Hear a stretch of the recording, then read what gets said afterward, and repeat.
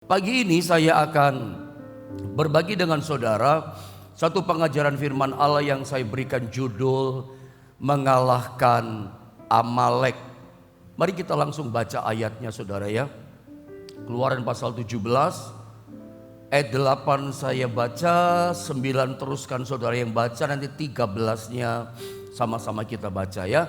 Saya baca pada bagian ayat ke-8 dalam Keluaran pasal 17, begini kata firman Allah.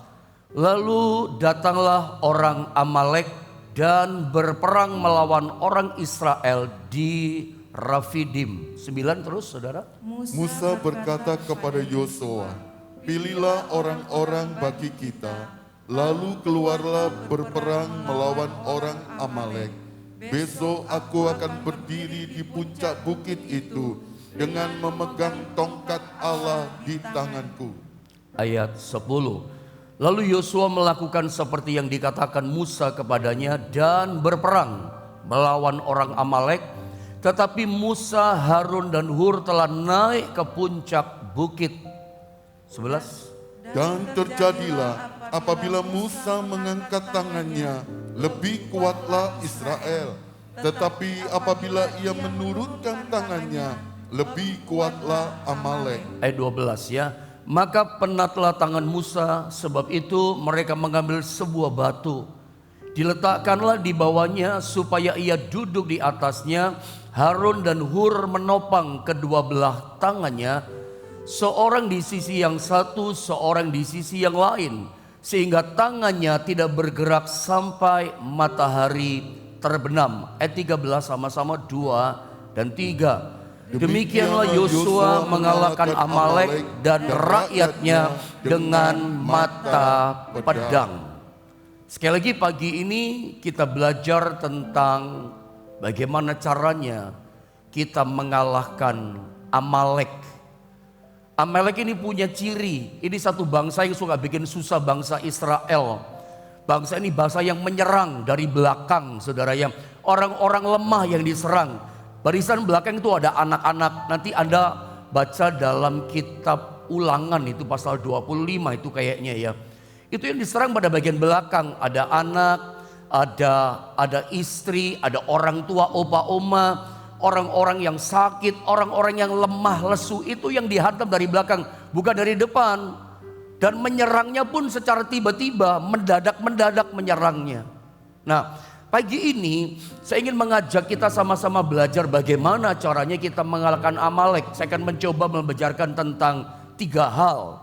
Kayaknya gak bisa selesai pagi ini, berarti saya sambung besok hari Sabtunya saudara ya. Mari yang pertama kita pelajari tentang bagaimana mengalahkan Amalek. Realita yang terjadi dalam hidup kita, perhatikan gambar yang pertama. Dalam kehidupan ini seringkali kita ditimpa oleh masalah yang datang secara tiba-tiba, seperti Amalek tiba-tiba menyerang.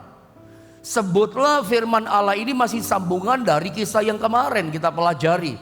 Israel situasinya masih di padang gurun pada waktu peristiwa ini. Ingat, kemarin saya ajarkan apa sih maksudnya perjalanan di padang gurun kita sebagai orang Kristen. Kemarin saya artikan sama saudara, perjalanan yang bagaikan perjalanan yang ngeri-ngeri sedap. Ada masalah, ada bahaya, ada tantangan yang punya potensi bisa jatuhkan kita, hancurkan kita. Ada seperti itu. Seperti orang naik roller coaster, jet coaster. Kadang turun kita teriak gak enak, tapi kadang Tuhan bawa naik. Baru menang, tiba-tiba mengalami masalah. Ada tahu situasinya. Itulah padang gurun. Ketika di tanah Mesir saja, Israel itu ngalami 10 mujizat. Anda tahu cerita itu. Lalu jalan mereka keluar, di depan mereka terhimpit laut Teberau. Gak bisa kemana-mana, terjepit total. Tapi tiba-tiba Tuhan percayakan mereka ketika terjepit total satu mujizat yang spektakuler. Yang kemarin saya beri nama mujizat yang tak terpikirkan di pikiran hati mereka, gak pernah timbul. Belum pernah mereka dengar laut terbelah jadi 2. Itu jalan keluar, itu berkat, itu mujizat yang Tuhan beri. Gak pernah mereka lihat, itu terjadi. Ketika Musa berdoa, Tuhan nyatakan pertolongannya. Dan Anda tahu, bukan itu saja surprise-nya. Padang gurun itu dahsyat, memang kadang-kadang ngeri hadapi masalah, ada kekeringan, ada tantangan potensi bahaya. Tetapi kita lihat dalam situasi itu Tuhan nyatakan surprise, kejutan, mujizat yang luar biasa. Kadang-kadang kita heran, terpesona, dahsyat gak Tuhan. Belum selesai kan, laut terbelah jadi dua. Apa yang terjadi? Fir'aun sumber masalah ditenggelamkan. Artinya apa ditenggelamkan masalah mereka? Tuhan tuntaskan, Tuhan bereskan masalah mereka. Makanya umat Israel bersuka cita, mereka nyanyi, mereka menari. 3 hari 3 malam bersuka cita. Baru menang, baru ngalami berkat yang spektakuler. Mereka hadapi masalah baru yang Tuhan izinkan. Apa itu? Tidak ada air. Air itu kan kebutuhan, yang dibutuhkan gak ada sampai begitu. Kemudian ketemu air, air pahit. Nah disitulah situasi padang gurun. Kadang-kadang gak ketemu air, kebutuhan kita pokok. Kadang-kadang kita ngalami pengalaman pahit. Tapi lihat, Tuhan kasih surprise. Apa yang terjadi? Air yang pahit Tuhan obat jadi manis. Itu padang gurun.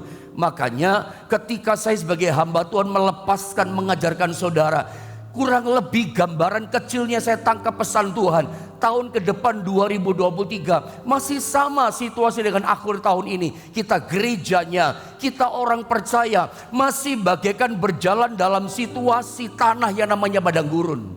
Sebelum mengalami janji Tuhan tanah Kanaan, padang gurun. Tapi jangan berkecil hati. Justru di padang gurun itulah kita melihat hal-hal yang besar. Sudah bisa berkata amin? Yang belum pernah kita alami loh, terjadinya di padang gurun gitu. Berkat-berkat, mujizat, jalan keluar yang tidak terpikirkan itu terjadi di padang gurun kalau Anda tahu. Ngeri-ngeri sedap memang. Tapi jangan takut hadapi padang gurunmu. Jangan berkecil hati. Justru Tuhan berperang, berperkara dengan kita ketika kita diperhadapkan padang gurun. Pagi ini saya nggak tahu padang gurun saudara. Nah setelah peristiwa air pahit, mara itu dirubah menjadi manis, Tuhan tuntun mereka dibawa ke satu tempat yang ayat 8. Coba kita lihat ayat yang ke-8 tadi ya. Lalu datanglah orang Amalek. Nah kita belajar Amalek. Dan berperang melawan orang Israel di Rafidim. Saya pernah jelaskan sama saudara, apa itu pendeta maksudnya Rafidim? Rafidim itu artinya adalah resting place, tempat peristirahatan, tempat beristirahat. Dengar kata istirahat itu tenang. Tuhan bawa mereka ke tempat yang tenang. Gambarannya begini secara hurufiah. Rafidim atau resting place, Tuhan hamparkan satu kain tebal yang lebar di padang gurun itu. Supaya apa? Supaya mereka bisa meletakkan kepalanya. Supaya Israel bisa beristirahat dengan tenang. Nikmati ketenangan setelah melewati kepahitan itu, perjuangan itu. 3 hari 3 malam tidak ketemu air. Tuhan sengaja bawa mereka, lu tenang dulu di Rafidim. Tapi ingat, ada spirit Amalek yang gak pernah suka. Amalek ini spiritnya bahaya. Ya, makanya setiap kali kalau kita baca perjanjian lama, kita mesti bisa menangkap Yesus di dalamnya atau spirit yang lain, spirit setan di situ. Amalek ini berbicara iblis loh, spiritnya yang berbahaya. Membawa orang dalam penderitaan, menyerang tujuannya bikin orang jadi susah payah dan menderita. Itu namanya Amalek. Saya tidak tahu Amalek apa yang sedang Anda hadapi. Kadangkala ketika Tuhan bawa kita mulai tenang, istirahat, luar biasa engkau Tuhan. Ada satu spirit gak suka namanya Amalek. Nyerangnya dari belakang hantamnya. Siapa itu? Bisa jadi keluarga kita, pegawai kita, orang-orang yang lemah, yang letih lesu. Itu yang dihantam. Amalek itu sumber penderitaan. Kerjaannya mungkin saya mau terangkan. Anda ingat ya, tiba-tiba dia menyerangnya mendadak Amalek. Saya ingatkan sedikit saja. Lembaran cerita yang pernah kita alami 2 tahun yang lalu. Tadinya kita tenang-tenang saja 2020, Januari, Februari. Nggak ada apa-apa saudara ya. Kerja enak, jalan-jalan traveling enjoy. Ngopi di kafe enak. Saudara suka nonton-nonton, nggak ada apa-apa. Tiba-tiba kita dikagetkan peristiwa pandemi COVID-19. Semua orang mesti tinggal di rumah, gak boleh jalan. Di lockdown kita, di kota kita masing-masing. Kerja di rumah, ibadah di rumah. Apalagi saudara, kantor tutup, sekolah tutup. cuman rumah sakit yang buka, saudara ya. Itu pun hanya orang yang mungkin pandemi pada waktu kena corona. Semua kembali ke rumah. Ini bukan hanya menimbulkan krisis kesehatan, ekonomi, keuangan berdampak itu kena krisisnya. Amalek itu model kayak begini loh. Saya kasih contoh gambaran. Lagi enjoy jalan-jalan, tadinya happy berdekatan sama teman kita, bisa cipika-cipiki lama dah ketemu. Sejak pandemi dilarang. Bahkan salaman pun pada waktu nggak boleh, cukup begini kan. Walaupun sekarang sudah mulai orang mulai salam-salaman, tapi kita mulai risih sebetulnya. Kalau memang belum aman situasinya. Anda masih ingat kan peristiwa itu? Ketika semuanya baik-baik saja, ketika semuanya enjoy dan happy kita lakukan, tiba-tiba kita shock, diserbu dengan namanya pandemi. Model itu loh Amalek. Jadi kalau Anda lihat gambar berikutnya, begitu Israel keluar dari tanah Mesir menuju Kanaan, saya ceritakan tadi, lalu laut terbelah, lalu memuji Tuhan gak dapat air, ketemu air yang namanya pahit berubah jadi manis. Lalu kita melihat tiba-tiba Israel itu disergap oleh orang Amalek dari belakang. Di Rafidim loh, tempat yang nyaman. Nah saya tunjukkan siapa sih Amalek. Orang Amalek, suku bangsa Amalek ini suku penggembara di padang gurun. Tuhan pernah ngomong gini kayaknya dalam Ulangan itu Tuhan berkata, pasal 25, hapuskan ingatanmu akan Amalek dari pikiranmu. Ini bangsa Amalek, bangsa yang menghalangi Israel untuk masuk tanah Kanaan. Setiap kali kita mau mengalami janji Tuhan, ingat selalu ada Amalek. Amaleknya itu macam-macam loh. Anda itu mengalami apa ya? Mau diberkati Tuhan dengan luar biasa. Pintu terbuka, mujizat nyata di depan kelihatan. Ingat, ketika Anda mau dapatkan janji itu, ngalami proyek itu, ngalami berkat itu, kita seringkali berhadapan dengan padang gurun kita namanya Amalek. Amalek ini yang menghalangi kita ngalami janji Tuhan. Anda masih ingat 2 hari yang lalu saya katakan sama saudara, setan iblis gak punya daya, gak punya kekuatan menghalangi kuasa Tuhan untuk memberkati kita. Dia Bapak yang selalu ingin memberikan yang terbaik kepada kita, orang yang dikasihinya. Orang kalau cinta selalu berusaha menyenangkan orang yang dicintai. Itu Bapak kita. Setan tidak bisa bikin apa-apa dengan Tuhan. Setan gak bisa halangi kuasa berkat Tuhan atas kita. Siapa yang dihalangi? Kita yang dihalangi. Supaya dekat, terhenti, gak bisa menerima berkat. Amalek yang serang kita. Amalek, setan ini gak bisa serang Tuhan. Yang diserang siapa menurut Anda? Anda dan saya diserang. Kapan? Setiap kali ketika kita mau masuk Kanaan, setiap kali ketika kita mau mengalami janji berkat Tuhan, muncul namanya Amalek. Gak heran kadang-kadang tiba-tiba, loh kok tertutup, loh kok ngalami ini, loh kok terjadi ini. Nah ketika hadapi Amalek, Anda gak boleh lemah. Anda lihat gambar tentang Amalek supaya Anda jelas. Ya, orang Amalek itu suku penggembara di padang gurun. Seperti suku Beduin yang kita tahu, seperti orang nomaden, pengembara. Kerjaannya apa? Merampok dan kejam, tukang bunuh ini Amalek. Kalau kita baca di Alkitab, ini keturunannya Esau. Jadi catat baik-baik ya. Siapa sih Amalek? Kalau saya baca di Alkitab, Amalek, suku bangsa Amalek keturunannya Esau, kakaknya Yakub. Walaupun mereka bukan bangsa Edom, tapi keturunannya Esau. Bangsa yang kejam, bangsa yang jahat, suka bikin orang menderita, suka bikin orang hidupnya jadi susah payah ngap-ngapan, itu kerjaannya Amalek. Sudah mau berhasil, dihalangi. Udah mau sukses, dapat berkat luar biasa, dia muncul halangi kita, perangi kita orang kejam ini, saudara. Dan mendadak nyerangnya. Amalek punya ciri, dia menyerangnya itu mendadak spirit ini. Ini mengingatkan kita 1 Petrus pasal 5 ayat 8. Kayak spiritnya si iblis. Ayo sama-sama kita baca 1 Petrus pasal 5 ayat ke-8. Sama-sama kita baca saudara ya. 1, 2, dan 3. Sadarlah dan berjaga-jagalah lawanmu si iblis berjalan keliling sama seperti singa yang mengaum-ngaum dan mencari orang yang dapat ditelannya. Lawanlah dia dengan iman yang teguh, sebab kamu tahu bahwa semua saudaramu di seluruh dunia menanggung penderitaan yang sama. Jadi kalau Anda menghadapi serangan Amalek, udah mau sukses, kau tahu-tahu tertutup. Udah mau diberkati di depan mata berkat, tahu-tahu kok ada situasi masalah gitu. Itu bukan cuma Anda yang mengalami. Semua saudaramu di seluruh dunia menanggung penderitaan yang sama. Ada tantangan itu. Tuhan izinkan terjadi. Makanya Alkitab katakan apa? Sadarlah, berjaga-jagalah. Amalek itu kayak lawanlah si iblis. Berjalan keliling sama seperti singa yang mengaum-ngaum. Siapa yang diserang, dihajar, dilawan sama dia. Dia mencari orang yang dapat ditelannya. Siapa yang dapat ditelannya? Orang yang lemah, orang yang letih lesu. Yang imannya tidak teguh. Itu diserang, ditelan, dikalahkan sama dia. Makanya nyerangnya gak berani dari depan. Di depan itu ada Musa. Di depan itu ada Kaleb. Di depan itu ada Yosua. Ada panglima-panglima, orang-orang hebat. Gak berani dari depan, muka dengan muka. Dia dari belakang. Orang Israel itu kan majunya ke depan, gak lihat belakang. Selalu mengatakan, arahkan pandanganmu ke depan.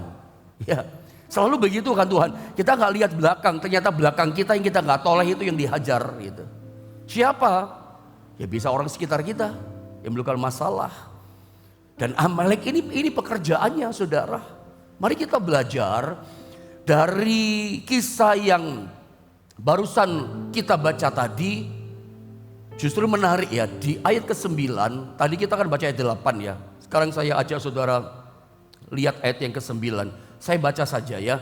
Keluaran 17 ayat 9. Begini kata firman Allah. Musa berkata kepada Yosua ketika Amalek menyerang tadi. Pilihlah, kata Musa kepada Yosua, orang-orang bagi kita. Lalu keluarlah berperang melawan orang Amalek. Besok aku akan berdiri di puncak bukit itu dengan mengangkat tongkat Allah di tanganku. Perhatikan kalimat awal di ayat 9. Musa berkata kepada Yosua. Saya kasih tahu sama saudara petunjuknya begini. Inilah untuk pertama kali di dalam Alkitab. Pertama kali dalam Alkitab muncul nama Yosua. Inilah untuk pertama kalinya nama Yosua dicatat dalam Alkitab. Ya di ayat 9 ini. Tadinya kita gak ngerti siapa Yosua. Memang gak muncul namanya. Nanti kemudian nama orang ini namanya Yosua sangat terkenal, sangat hebat. Sampai ada pengajaran generation Joshua. Generasi Yosua sangat terkenal. Ada banyak orang menambahkan gereja Tuhan pada masa kini disebut generasi Yosua. Iya kan? Namanya top banget. Dia yang berhasil membawa Israel masuk tanah Kanaan. Dia pengganti Musa, seorang nabi Allah yang sakti mandraguna. Muncul nama Yosua. Banyak orang mulai nyebut nama Yosua, Yosua, Yosua luar biasa. Tapi ini pertama kali muncul nama Yosua. Pertanyaannya, kapan dia muncul nama Yosua? Ketika dihantam sama Amalek.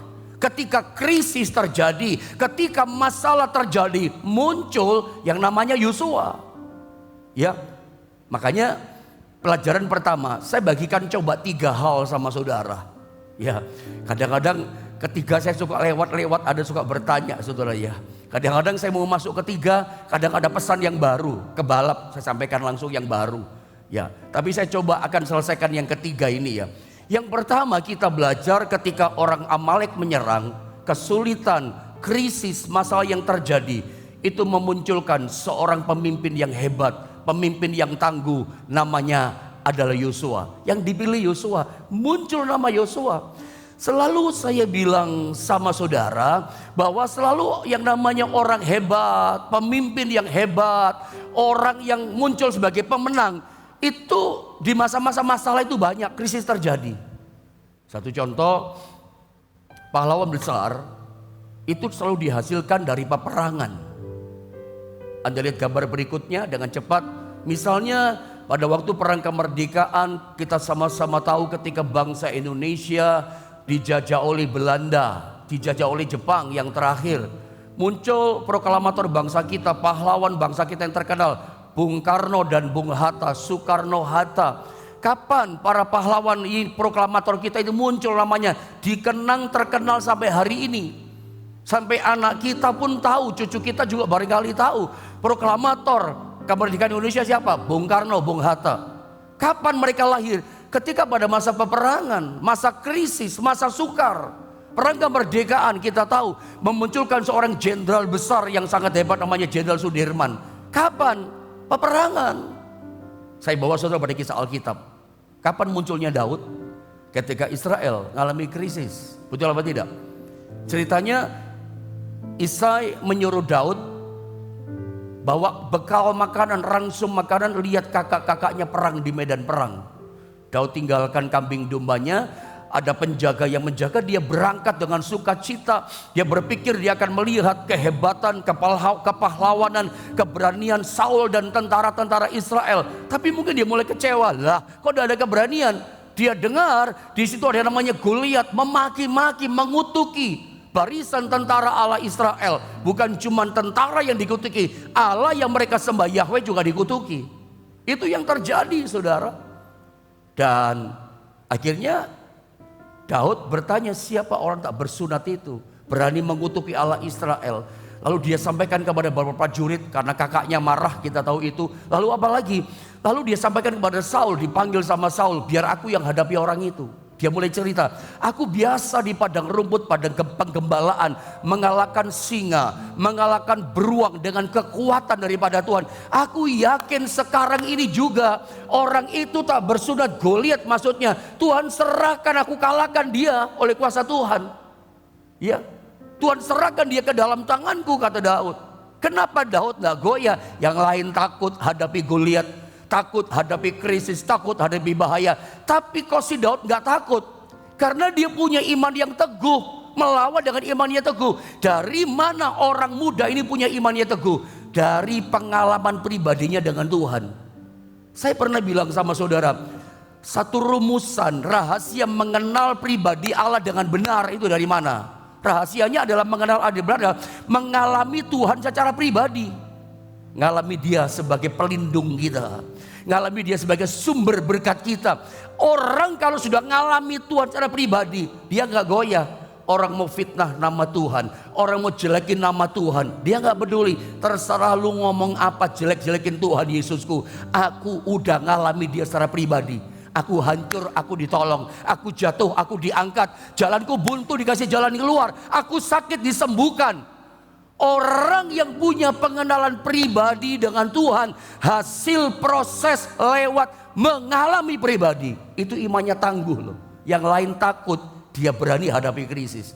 Itu Daud.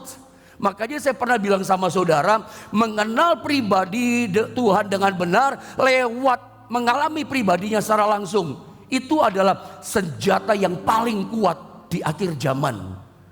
Anda akan kuat di akhir zaman. Kapan? Ketika Anda mengalami dia secara pribadi.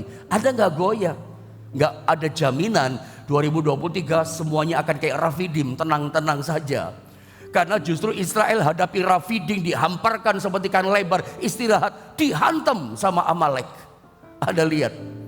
Tapi kita lihat saudara ya, akhirnya terpilih Yosua. Makanya saya tulis di sini, keberhasilan kaitkan Yosua, kaitkan dengan Daud. Itu adalah perpaduan, saya suka ajarkan ini, dari persiapan dan kesempatan dari Tuhan. Ada masih ingat? Bagian Tuhan itu membuka pintu kesempatan, pintu berkat, kesempatan jalan keluar, kesempatan kemenangan, kesempatan bagian Tuhan. Bagian kita mempersiapkan diri. Tuhan gak sembarangan gitu ya, memberikan keberhasilan kepada orang. Tuhan itu memberikan kesuksesan, keberhasilan, kemenangan itu kepada orang-orang yang tahu mempersiapkan dirinya dengan baik. Dia tahu Yosua itu orang yang punya persiapan. Ada tahu arti nama Yosua? Yosua itu berasal dari akar kata Yesua. Artinya apa? Tuhan juru selamat. Atau orang boleh juga artikan Tuhan itu, Yahweh itu, karena Yesua itu artinya kan Yahweh juga. Yahweh penyelamat. Atau orang artikan Tuhan atau Allah Yahweh juru selamatku. Dan Yosua memang alami ya. Tapi bukan sekedar Tuhan menyelamatkan. Orang ini punya persiapan. Persiapan apa sih?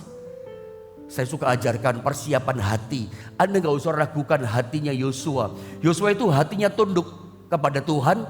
Kan Alkitab tulis dia ikut Tuhan sepenuh hati. Setiap kali muncul nama Yosua, belakangnya ada nama Kaleb. Mereka ikut aku dengan sepenuh hati. Mereka ikut aku dengan sepenuh hati. Selalu begitu. Anda kalau baca Alkitab muncul nama Yosua, nama Kaleb, mereka ikut aku sepenuh hati. Yang lain gagal total, binasa di padang gurun, yang umur 20 tahun ke atas yang keluar dari tanah Mesir. Tetapi cuma 2 orang ini yang masuk tanah perjanjian. Kenapa? Punya hati yang siap, sepenuh hati ikut Tuhan. Punya hati yang tunduk, hati yang rendah. Tunduk maksudnya kepada siapa? Ya kepada Tuhan lah, juga kepada pemimpinnya. Kalau saya boleh ajar sama saudara begini, Yosua itu adalah seorang hamba yang submit dengan pemimpinnya Musa. Musa suruh apa saja dia nurut. Istilahnya kalau orang zaman sekarang, saya bawa tasnya Pak, ini cuma istilah, nggak harus seperti itu. Tapi pendudukan diri, karena berkat dari sorga itu turun dari atas itu ke bawah. Yosua itu submit, nggak ada jiwa pemberontakan. Ada yang bertanya kepada saya tentang Miriam dan Harun. Maafkan saya kadang-kadang karena setiap hari ada banyak pertanyaan sama saya. Kalau saya menjawab ada satu-satu, saya ini kan juga banyak kesibukan saudara ya. Di gereja lokal, pelayanan seperti ini juga butuh persiapan, pelayanan sinode gereja, ya macam-macam lah saudara ya. Ada kegiatan-kegiatan. Kadang kalau saya harus menjawab satu persatu, saya kurang waktunya ini kadang-kadang saudara ya. Ada orang bertanya sama saya jelaskan pendek ya, tentang kenapa Miriam itu kena kusta, kok Harun tidak. Itu memang rumit, karena urusannya mereka mengata-ngatai Musa. Ya, Miriam beserta Harun mengata-ngatai Musa karena perempuan Kus yang diambil menjadi istrinya. Ada orang berkata begini, apakah Musa itu kawin 2 orang istrinya? Nah ini panjang. Nanti kalau Anda baca itu diluruskan loh sama Yesus di Matius pasal 19. Ya, tidak boleh berpoligami. Berpoligami itu maaf, Alkitab katakan apa? Itu perzinahan. Ya, kamu minta surat nikah, kamu memaksa Musa. Itu diluruskan, gak seperti itu sebetulnya. Ada banyak tafsiran. Kalau yang namanya Miriam kena kusta karena dia pencetus pemberontakan, bukan Harun. Itu bentuk kata Ibraninya feminin, menunjukkan pada pencetusnya Miriam. Memangnya cuma lewat engkau Tuhan berfirman. Yang mengata-ngatai pertama pencetusnya Miriam. Harun tidak kena kusta, Miriam kena kusta. Kenapa? Gak submit sama pemimpin. Walaupun dia adik Musa, dia kakaknya Miriam, tapi melanggar otoritas, langsung dihukum. Kusta loh saudara. Yosua itu orang yang tunduk. Dan hal istri 2, tunggu dulu. Ada orang mengatakan istri 2, Kus itu sebetulnya menunjuk Midian. Ini tafsiran, karena saya juga sekolah teologi kan saudara ya. Jadi sebetulnya perempuan Kus itu ditafsirkan dialah Sipora, anaknya Yitro orang Midian, orang yang sama. Tapi ada yang menafsirkan begini, Sipora mati lalu menikahlah dia dengan perempuan Kus. Jangan ditafsirkan Kus ini orang Ethiopia. Banyak orang katakan orang Ethiopia. Tunggu dulu, makanya mesti kembali ke akar kata gitu. Saya nggak bicara di sini, tapi itu penjelasan singkat gitu. Ada macam-macam tafsiran, mati menikah lagi, atau Sipora ini ya perempuan Kus itu ditunjukkan suku bangsanya orang Kus, nggak ada namanya kan, hanya perempuan Kus, karena itu diberikan Sipora. Jadi bukan berpoligami gitu. Nanti diluruskan sama Tuhan Yesus Matius 19 dan seterusnya. Yosua itu seorang yang submit dengan Musa. Naik gunung Sinai saja 40 hari 40 malam. Dia nggak turun loh. Dia makan apa tidak? Ya di gunung mau makan apa? Ada pernah kan naik gunung Sinai yang ke Israel? Ada apa di sana? Cuman batu. Mau makan apa Yosua? Nggak ngerti saya makan apa. Alkitab katakan bisa jadi orang ini berpuasa. Itu yang namanya gembalanya di atas. Dia tetap di atas, gak turun. Walaupun kita gak tahu di bagian mana. Orang ini submit dengan pemimpin, dengan otoritas di atasnya. Secara hati siap ini orang. Karena kesuksesan itu adalah kesiapan kita bertemu dengan kesempatan dari Tuhan. Kepada orang-orang kayak begini punya hati yang rendah, hati yang siap dalam iman, siap dengan iman yang teguh. Karena membangun mezbah doa pagi, hidup dalam perenungan firman, itu kan kesiapan iman kita. Itu kesiapan hati, kesiapan pengetahuan. Jangan dibilang Yosua bodoh, pengetahuannya tingkat tinggi. Memang dia bukan sekolah tinggi, tapi dia sekelas pengetahuannya profesor doktor kalau Anda tahu. Dia langsung belajar dari seorang mentor guru besar namanya Musa. Tiap hari dengar Musa ngomong kasih nasihat dari pagi sampai sore kepada kesulitan orang Israel. Urusan bangkrut, urusan cerai, urusan rumah tangga, urusan ekonomi, urusan proyek, semua mengadu pada Musa. Nasihat kata-kata Musa dia dengar di sebelahnya. Dia submit kok, gak pernah tinggalkan Musa. Pengetahuannya tingkat tinggi. Itu loh saudara ya, tingkat tinggi. Kadang maafkan saya, ada orang gelarnya tinggi tapi ketika berbicara kosong. Berbicara firman kosong, tapi gelarnya tinggi secara kecerdasan teologi. Tapi begitu bicara tentang Tuhan, gak punya pengalaman pribadi saudara ya. Yosua nggak seperti itu. Kesiapan hati dia punya, kesiapan roh iman. Oke, bukan cuma itu, pengetahuan iya juga dan segala macam. Makanya lihat saudara ya, orang yang siap kayak beginilah yang dipercayakan Tuhan. Saya berdoa 2020 sampai 2021 itu masa pandemi, itu masa persiapan buat kita. Selalu saya pilih bahasa gini, itu masa pengakaran kita lebih dalam. Anda masih ingat ketika di rumah Anda ngapain? Ibadah online ini luar biasa loh. Saya suka cita ketika mendengar puji Tuhan, Pak Yohanes, mama saya, papa saya udah tua, gak bisa ke gereja, udah cuma di tempat tidur, tapi masih bisa dengar firman. Lewat apa? Lewat online kami GSP di Jombang. Oh, saya bersuka cita kalau jadi berkat buat orang tua papa mama kita yang udah di rumah, gitu ya. Termasuk buat Anda. Anda sekarang ada di mana? Mungkin di mobil atau di mana dalam perjalananmu, di rumah saudara. Anda bisa ibadah perenungan dengan saya. Itu dahsyat loh. Itu persiapan buat kita. Saya berharap 2023 kita udah siap hadapi itu dengan hati kita, pengetahuan yang ada. Ingat, justru tahun 2023 yang seperti padang gurun itu tahun kesempatan loh. Tahun Tuhan membuka pintu buat saudara, jalan keluar diberikan. Yang belum pernah terjadi sama saudara. Yang saudara belum pernah alami, berkat itu malah datang sama saudara. Nggak terpikirkan gitu loh, kesempatan dibuka. Bagian kita itu, saya siap cari Engkau Tuhan. Saya siap untuk iman saya solid. Saya siap bersekutu dengan Engkau Tuhan. Siapkan dirimu, punya hati hamba. Siapkan hatimu, siapkan ilmumu juga. Karena bagian kita mempersiapkan diri. Kalau Daud gak siap, gak punya persiapan, dia pun takut hadapi Goliat. Lihat kata-kata Daud, engkau menghadapi aku dengan pedang, tombak dan lembing, tapi aku menghadapi engkau dengan kuasa Tuhan. Aku hadapi engkau dengan nama Tuhan. Dia siap loh dengan kuasa Tuhan. Dia tahu Tuhan hadir dalam hidupnya, punya kesiapan. Dan dia siap dengan ketepelnya. Udah terlatih tiap hari, bukan semalam dia persiapan, udah tiap hari main ketepel. Buaya yang kecil dihantam kena, kok apalagi jidatnya Goliat sak lapangan, pasti kena. Punya kesiapan, makanya berani. Saya percaya kesiapan kita sudah ada. Menyongsong 2023 kita udah siap. Justru tahun ke depan itu, tahun pintu terbuka buat saudara. Laut Teberomu akan dibukakan. Bahkan bisa jadi sumber masalahmu dikubur sama Tuhan. Dituntaskan, dibereskan. Kalau dipikir-pikir tidak beres-beres, malah beres di padang gurun. Makanya inilah pengalaman padang gurun. Ke depan masih sama seperti itu. Gambaran singkat saya seperti itu. Dan saya berdoa, biarlah masa-masa sukar ini, itu masa persiapan buat kita. Jadi dengar baik, justru saudara ya, di masa sukar lahir orang hebat. Dan orang hebat itu adalah Anda. Masa krisis itu lahir pemenang. Anda gak bisa menang kalau gak ada peperangan dong. Jangan menyerah dulu hari ini. Mungkin pintumu tertutup, kesulitanmu ada, tapi engkau ditakdirkan, destiny Tuhan, kita lebih daripada orang-orang yang menang. Persiapkan dirimu untuk melihat kemenangan Tuhan yang besar dalam hidup kita. Saya lanjutkan besok saudara ya. Mari kita sama-sama berdoa menyembah Tuhan.